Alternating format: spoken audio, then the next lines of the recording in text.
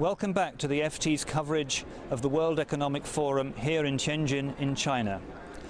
I'm now talking to Simon Henry, who's the Chief Financial Officer of Shell, one of the world's largest oil and gas groups. Simon, could you tell us first of all why China is so important to Shell, and in particular about the ventures you are developing with Petro China? Well, thank you for the question. Of course, China's energy market is growing so quickly, it is vital for all oil and gas companies to be part of it, to understand it and to understand the impact. We've been here for quite some time in terms of our marketing activities, what we do in petrochemicals, retail, lubricants, but we've been also progressing our upstream activities, our production, gas production, and in particular our relationship with Petro China that will potentially open up new opportunities. Now, we do have some exploration opportunities with Petro China in gas, and we're looking forward to drilling those in the next few months to see what we have here. This is part of a broader relationship with Petro China, where we have entered into an agreement to acquire an Australian company, Arrow Energy, for $3.5 billion Australian dollars, and that was successfully completed in August. And we look forward to what could be a very significant ongoing forward investment program with Petro China, where we develop gas that will actually largely be exported back to China and help build our relationship out over the long term. Mm-hmm. So you don't share those complaints of foreign multinationals who said that doing business in China is really difficult and maybe not worth it?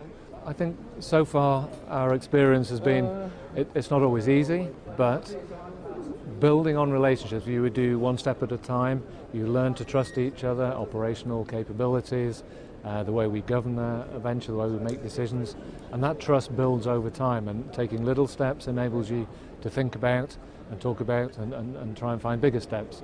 And I think it's very important that there is a mutual respect, that there is a transfer of, for example, technology and operational capability from the international company, and that Petro China brings its very significant strengths as well in terms of their capabilities, and we can build something together, but only if there is that mutual respect and willingness to trade capabilities. Mm-hmm. There's great interest, as always, in what the oil price might do next.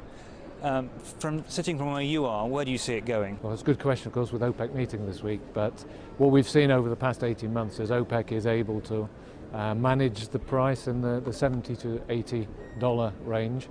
While that might not be what all customers want, it's also not had a major impact at the macroeconomic level either.